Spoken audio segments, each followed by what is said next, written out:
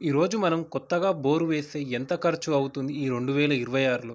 ఫీట్‌కి ఎంత తీసుకుంటారు? అలాగే ఫ్రెషింగ్ చేస్తే ఎంత తీసుకుంటారు అనేది చెప్తాను. అలాగే ముందుగా బోరు వేసేటప్పుడు మనం ఎలాంటి జాగ్రత్తలు తీసుకోవాలో ఇప్పుడైతే చెప్తాను. ఈ వీడియోకి ఒక లైక్ చేయకపోతే లైక్ అయితే చేయండి. నమస్కారం రైతులందరికీ. మన వ్యవసాయానికి ప్రాణం ఏమిటంటే నీరు. ఆ నీరు కోసం మనం ఎక్కువగా ఆధారపడేది బోరు బావుల మీదే. కానీ చాలామంది వ్యవసాయదారులు ఒక పెద్ద తప్పు చేస్తారు. సరైన సమాచారం లేకుండా బోరు వేయించేస్తారు. దానివల్ల బోరులో నీరు రాకపోవచ్చు. డబ్బు వృధా అవుతుంది. తర్వాత మోటార్ పైపులు కూడా ఇబ్బందులు పడతాయి. అందుకే ఈ వీడియోలో కొత్తగా బోరు వేయించే ముందు రైతులు తప్పక తీసుకోవాల్సిన ముఖ్యమైన జాగ్రత్తలు ఏమిటో పూర్తిగా తెలుసుకుందాం. సరైన ప్రదేశం ఎంపిక చాలా ముఖ్యము. బోరు వేయించేటప్పుడు మొదటి జాగ్రత్త ప్రదేశం ఎంపిక. ఎక్కడ పడితే అక్కడ బోరు వేయిస్తే నీరు రావడం చాలా కష్టం. అందుకే రైతులు ఇలా చేయాలి. మీ పొలానికి దగ్గరలో ఉన్న పాత బోర్లు ఎలా ఉన్నాయో తెలుసుకోండి. ఎంత అడుగులో నీరు వస్తుందో అడగండి. గ్రామంలో అనుభవం ఉన్న వాళ్ళని అడగండి. ఇలా చేస్తే నీటి లేయర్ ఏ ప్రాంతంలో ఉందో కొంత అంచనా వస్తుంది. భూగర్భ జలాల సమాచారం తెలుసుకోవడం ఎలా? ఇప్పుడు చాలా ప్రాంతాల్లో గ్రౌండ్ వాటర్ లెవెల్ తగ్గిపోతుంది. అందుకే బోరు వేయించే ముందు ఆ ప్రాంతంలో నీటి మట్టం ఎంత ఉంది, ఎంత అడుగులు వేయాలి, రాళ్ళు ఏ రకం ఉన్నాయి, ఇలాంటి విషయాలు తెలుసుకోవడం చాలా మంచిది. కొన్ని చోట్ల జియాలజిస్టు సర్వే లేదా వాటర్ డివైడర్ ద్వారా కూడా తెలుసుకుంటారు. బోరు దగ్గర పాత బోర్లు ఉండకూడదు. మరొక ముఖ్యమైన విషయం ఏమిటంటే బోర్ల దగ్గర ఉండకూడనివి. ఒక బోరు దగ్గర మరో బోరు వేస్తే నీటి ఒత్తిడి తగ్గిపోతుంది. రెండు బోర్లు బలహీనంగా మారిపోతాయి. సాధారణంగా కనీసం 150 నుండి 300 అడుగుల దూరం ఉండటం మంచిది. సరైన బోరు డ్రిల్లింగ్ మిషన్ ఎంపిక. బోరు వేయించే కం కంపెనీ లేదా డ్రిల్లింగ్ మిషన్ కూడా చాలా ముఖ్యం. ఎందుకంటే కొన్ని మిషన్లు తక్కువ లోతు వరకు మాత్రమే వేయగలవు. మరికొన్ని 1000 అడుగుల వరకు కూడా వేయగలవు. అందుకే అనుభవం ఉన్న డ్రిల్లింగ్ టీం తీసుకోవడం చాలా మంచిది. సరైన బోరు పైపులు ఎంపిక. బోరులో దింపే కేసింగ్ పైపులు రైతులు సాధారణంగా ఇవి ఖచ్చితంగా చూడాలి. ఐఎస్ఐ మార్కు ఉన్న కేసింగ్ పైపులే వేయించండి. ఎందుకంటే ఇవి కొంచెం దృఢంగా గట్టిగా ఉంటాయి. మామూలు కేసింగ్ వేయించారు అనుకోండి, అప్పుడు మీరు కేసింగ్ దింపుతున్నప్పుడు లోపల ఎక్కడైనా కేసింగ్ విరిగిపోవచ్చు లేదా క్రాక్ అయినా రావచ్చు. తర్వాత బోరు దింపుతున్నప్పుడు మనకే నష్టం కలుగుతుంది. మళ్ళీ ఆ కేసింగ్ తీసి మళ్ళీ కొత్తది వేయాలంటే మనకే చాలా చాలా ఖర్చు అవుతుంది. అందుకే ఐఎస్ఐ మార్కు కలిగిన కేసింగ్ మాత్రమే వేయించండి. బోరు లోతు ఎంత వేయాలి? కొంతమంది రైతులు నీరు వచ్చిన వెంటనే బోరు ఆపేస్తారు. అది పెద్ద తప్పు. ఎందుకంటే కొంచెం లోతులో వచ్చిన నీరు కొద్ది రోజుల్లో ఎండిపోవచ్చు. అందుకే నీరు వచ్చిన తర్వాత కూడా కొన్ని అడుగులు ఎక్కువగా వేయించడం మంచిది. అలాగే ఖర్చు అంచనా ముందే తెలుసుకోవాలి. బోరు వేయడం అంటే చిన్న ఖర్చు కాదు. దాంట్లో డ్రిల్లింగ్ ఖర్చు, పైపులు, మోటార్లు, వైర్లు అన్నీ కలిపి వేలల్లో కావు లక్షల్లో ఖర్చు అవుతుంది. అందుకే ముందే పూర్తి ఖర్చు అంచనా వేసుకొని ఉండాలి. మరొక ముఖ్యమైన విషయం ఏమిటంటే చాలామంది బోరు వేయించేటప్పుడు వ్యవసాయదారులు చేసే తప్పు ఏమిటంటే కొబ్బరికాయతోనో, ఈ కట్టె పుల్లలతోనో చూయిస్తూ ఉంటారు. ఇలాంటి తప్పులు ఎప్పుడూ చేయవద్దు. ఇది పాతకాలం పద్ధతి కాదు. మంచి జియాలజిస్టులనైతే తోలుకురండి. తోలుకొచ్చి కొంచెం ఖర్చు ఎక్కువ అవుతుంది. భూగర్భ జలాలు ఎక్కడెక్కడ బాగా ఉన్నాయో, ఎంత లోతు వేస్తే నీళ్లు పడతాయో ఖచ్చితంగా వాళ్ళు ఒక అంచనా ద్వారా అయితే చెప్పగలరు.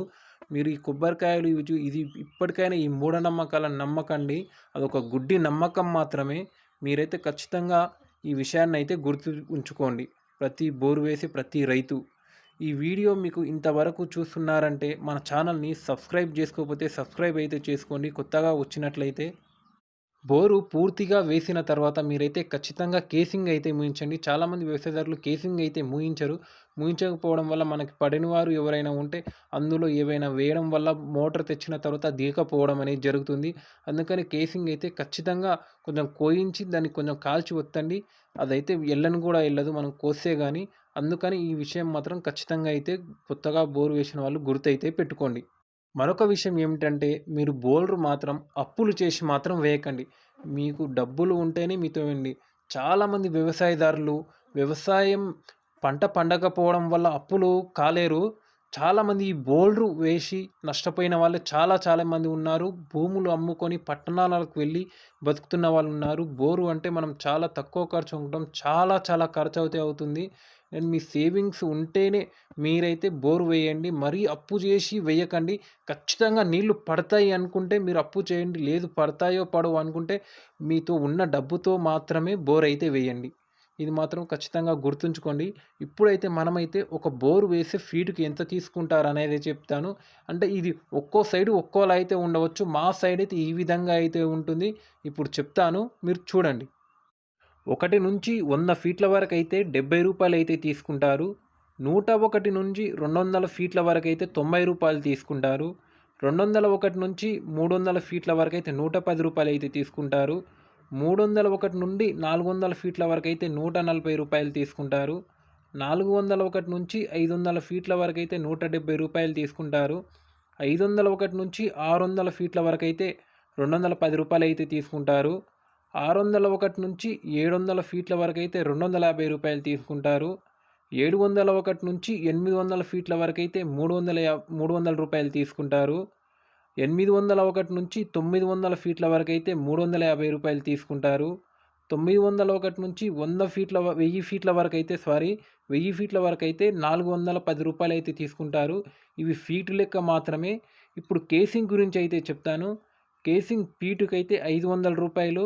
కేసింగ్ ఐఎస్ఐ మార్క్ ఉంటే రూ. 600 అయితే తీసుకుంటారు ఫీట్‌కి అది. కేసింగ్ 8 గేజ్ అయితే రూ. 700 అయితే తీసుకుంటారు ఫీట్‌కి. కేసింగ్ 10 ఇంచెస్ ఫీట్ ఉంటే అది రూ. 800 తీసుకుంటారు. ఓపీ చార్జ్ ఉందనుకోండి రూ. 300 తీసుకుంటారు. ట్రాన్స్‌పోర్ట్ ఉంటే రూ. 2000, లేబర్ భత్తా రూ. 2000. ఒకవేళ మీరు బోర్ వేశారు, మళ్ళీ ఆ పాత బోర్‌ని ఫ్రెషింగ్ చేయించాలి అనుకుంటున్నారనుకోండి, అప్పుడైతే ఫీటుకు రూ. 60 అయితే తీసుకుంటారు. అంటే ఇది అన్ని చోట్ల ఇదే విధంగా ఉంటుందని మనమైతే చెప్పలేము. ఒక్కో చోట ఒక్కో విధంగా అయితే ఉండవచ్చు. మా సైడ్ అయితే ఈ విధంగా రేట్లయితే ఉన్నాయి. మరి మీ సైడ్ ఎంత రేట్లు ఉన్నాయో ఒకసారి కమెంట్ చేయకపోతే కమెంట్ అయితే చేయండి. ఉదాహరణకి మీరు 300 ఫీట్లు బోరు వేయించారనుకోండి, మీదనే ఖాళీ తాసులు చిన్న చిన్న తాసులు వచ్చి సన్నం నీరు వస్తున్నాయనుకోండి, ఆ సమయంలో అయితే ఖచ్చితంగా మీరు జాలి కేసింగ్ అయితే వేయించండి. జాలి కేసింగ్ వేయించడం వల్ల దాంట్లో ఆ పొరల్లోంచి నీళ్ళైతే వచ్చి బోరులోకి అయితే నీళ్ళైతే వస్తాయి. జాలి కేసింగ్ వేయించకపోతే నీరనేది రాదు. ఈ విషయాన్నయితే ఖచ్చితంగా మీరు గుర్తయితే ఉంచుకోండి. ఒక రైతు ఎప్పుడు ఎక్కువగా టెన్షన్ పడతాడో తెలుసా? పంట పండించినప్పుడు అది అమ్ముతున్నప్పుడు ఎన్ని డబ్బులు వస్తాయని కూడా ఎక్కువగా ఆలోచించడు, టెన్షన్ పడడు. కానీ ఒక బోరు వేయిస్తున్నప్పుడు మాత్రం నీళ్లు వస్తాయా రావా అని మాత్రం ఖచ్చితంగా టెన్షన్ అయితే పడతాడు. ఎందుకంటే నీరు అనేది ప్రధాన ముఖ్యం భూమికి. నీరు ఉంటేనే మనం ఏమైనా చేయగలం. 100 ఎకరాలు ఉన్నా ఒక నీరు లేకపోతే ఏం లాభం చెప్పండి? ఇప్పుడైతే మేమైతే మోటార్ అయితే దింపుతున్నాము. ఇది ఫాల్కన్ మోటార్ ఆల్రెడీ పాత బోర్‌లోంచి పీక్కొచ్చాము. అది మెలుగో పంపు, కుండల పంపు ఎందుకంటే ఇక్కడ ఉసుకొస్తుంది కాబట్టి అందుకే డబుల్ కేసింగ్ అయితే వేశారు చూస్తున్నారు గదా! ఈ డబుల్ కేసింగ్ వేయించడం వల్ల కొంచెం ఖర్చయితే ఎక్కువగా అవుతుంది. మోటార్ అయితే ఇప్పుడైతే దింపేస్తున్నాము. Falcon 7.5 HP motor. ఈ పంపయితే మేమైతే 7,000కైతే తీసుకువచ్చాము. మెలుగో పంపు, కుండల పంపు. మీ సైడ్ ఎంత ఉంటుందో ఒకసారి కమెంట్ అయితే చేయండి. మోటర్ అయితే ఇప్పుడు మేమైతే 200 ఫీట్లలో దింపాము. నీళ్ళైతే ఇలా పోస్తుంది. ఇవి ఎన్నించుల నీళ్లు ఉంటాయో ఒకసారి కమెంట్ అయితే చేయండి. ఈ నీళ్లు 90 ఫీట్లలో ఒక తాసు వచ్చింది. అలాగే మధ్యలో మధ్యలో చిన్న చిన్న తాసులైతే వచ్చాయి. ఉంటాను మరి.